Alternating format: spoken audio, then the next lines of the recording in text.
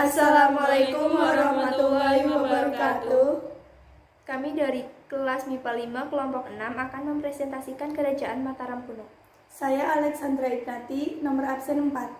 Saya Deswina Anggun Pramesti, nomor absen 16. Saya Ana Marifato, nomor absen 7. Mataram kuno merupakan kerajaan yang memiliki sumber sejarah paling lengkap. Karena selain ditemukannya berbagai macam prasasti, juga ditemukan berbagai bentuk candi. Kerajaan Mataram kuno terletak di Jawa Tengah. Ada beberapa prasasti yang berkaitan dengan Kerajaan Mataram kuno, di antaranya sebagai berikut.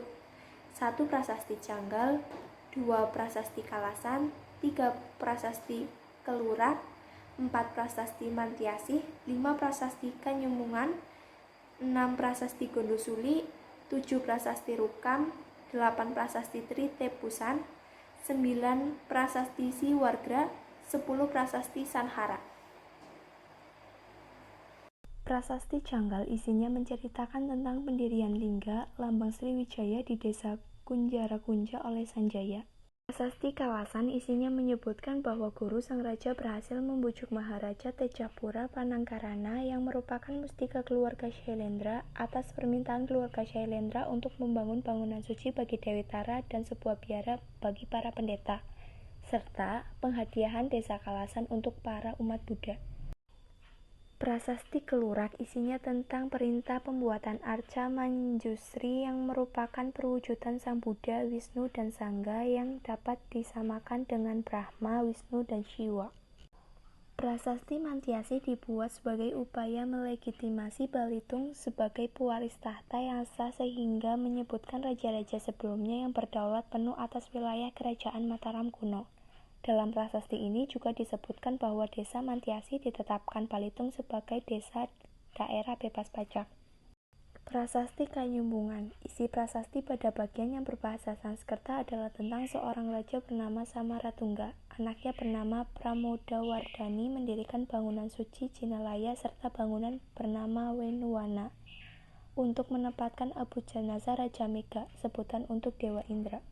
Prasasti Gondosuli diduga dikeluarkan oleh Rakai-Rakaian Patapapupalar yang juga adik ipar Raja Mataram kuno, Rakai Garung. Prasasti terdiri atas 2 keping yang disebut Gandasuli I dan Gandasuli II. Prasasti Rukam. Isi prasasti ini adalah mengenai peresmian desa Rukam oleh Nini Haji Rakyan Sanjiwana karena desa tersebut telah dilanda bencana letusan gunung api. Kemudian penduduk desa Rukam diberi kewajiban untuk memelihara bangunan suci di Limbung. Prasasti Tritepusan. Isinya menyebutkan bahwa Sri Kahulunan pada tahun 842 Masehi menganugerahkan tanah di desa Tritepusan untuk pembuatan dan pemeliharaan tempat suci.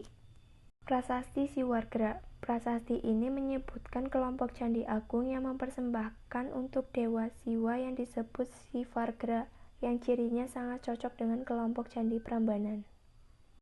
Prasasti Sanhara menyebutkan adanya tokoh bernama Raja Sanhara berpindah keyakinan karena peristiwa yang menimpa ayahandanya. Sebelumnya disebutkan bahwa ayah Raja Sanhara wafat karena sakit selama 8 hari. Sanhara karena takut sang guru tidak benar kemudian meninggalkan keyakinan Sujiwa yang sebelumnya dipeluk keluarganya menjadi pemeluk Buddha Mahayana dan memindahkan pusat kejayaannya ke arah timur. Sumber sejarah tentang bangunan candi ini dapat dibedakan atas candi di Jawa Tengah bagian utara dan candi di Jawa Tengah bagian selatan. A. Candi di Jawa Tengah bagian utara. Sumber sejarah yang ada kaitannya dengan Kerajaan Mataram kuno adalah bangunan candi yang berada di Jawa Tengah bagian utara. Coraknya menggambarkan susunan masyarakat yang demokratis. Kedemokratisan ini dapat dilihat dari tidak adanya jenis atau kedudukan candi yang mencolok melebihi candi lainnya. Beberapa candi tersebut yaitu 1. Kompleks Candi Dieng terletak di dataran tinggi Dieng, Wonosobo yang dibangun oleh dinasti Sanjaya pada abad ke-8 sampai ke-9 Masehi. 2. Kompleks Candi Gedong Songo. Candi ini terletak di lereng Gunung Ungaran, Ambarawa yang didirikan oleh Sanjaya pada abad ke-7 sampai 8 Masehi. 3. Candi Canggal. Candi ini terletak di daerah Sleman, Yogyakarta.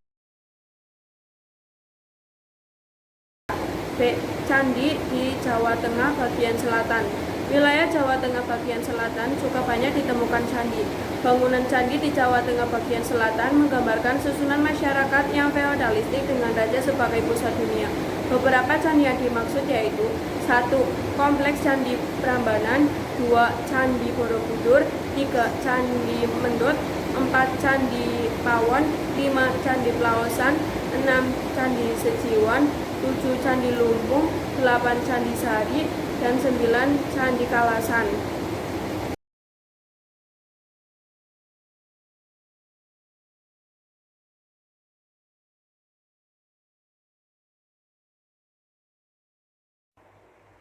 Aspek kehidupan kerajaan Mataram kuno. 1. Aspek kehidupan politik. Diduga sebelum dikuasai Maharaja Sana, tanah Jawa dikuasai oleh Dapunta Sailendra. Pendiri dinasti Sailendra adalah keturunan Dapunta Hyang Sri Jayanasa dari Sriwijaya. Ada dugaan bahwa Maharaja Sana adalah pengganti Ratu Sima Kalingga. 7 tahun kemudian Kalingga diserbu Sriwijaya dan sangat mungkin setelah itu didudukinya. Dapunta Sailendra ditempatkan sebagai penguasanya. Kemudian Sanjaya berhasil mengusir dinasti Sailendra dari Kalingga 728 Masehi.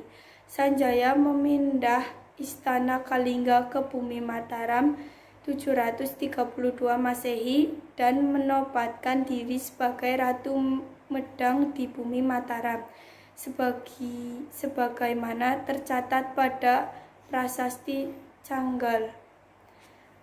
Raja yang memerintah setelah Sanjaya adalah Rakai Panangkaran. Dari Prasasti Balitung, Penangkaran diketahui bergelar Sailendra Sri Maharaja Dyah Pancapana Rakai Panangkaran.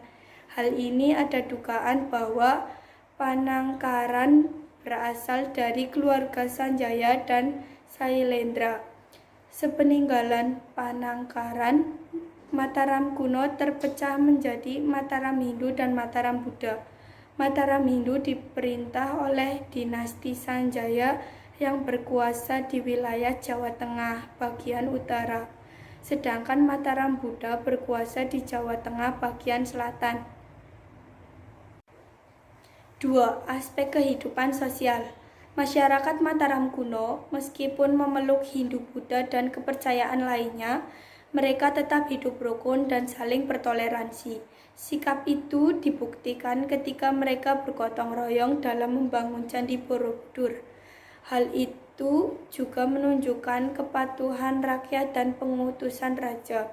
Dari Prasasti Waruduwur Kidul diperoleh informasi tentang sikap keterbukaan masyarakat Mataram kuno. Hal itu dibuktikan dengan mereka bersedia menerima kelompok orang asing untuk berdiam di wilayahnya. Karena berstatus berbeda dengan penduduk pribumi, orang asing diharuskan membayar pajak lebih mahal daripada penduduk lokal. 3. Aspek kehidupan ekonomi. Pusat kerajaan Mataram kuno terletak di daerah yang subur sehingga rakyat menggantungkan kehidupannya pada hasil pertanian. Hal ini mengakibatkan banyak kerajaan serta daerah lain yang saling mengekspor dan mengimpor hasil pertaniannya. Usaha untuk meningkatkan dan mengembangkan hasil pertanian telah dilakukan sejak masa pemerintahan Rakai Kayuwangi. Usaha perdagangan mulai mendapat perhatian ketika Raja Balitung berkuasa.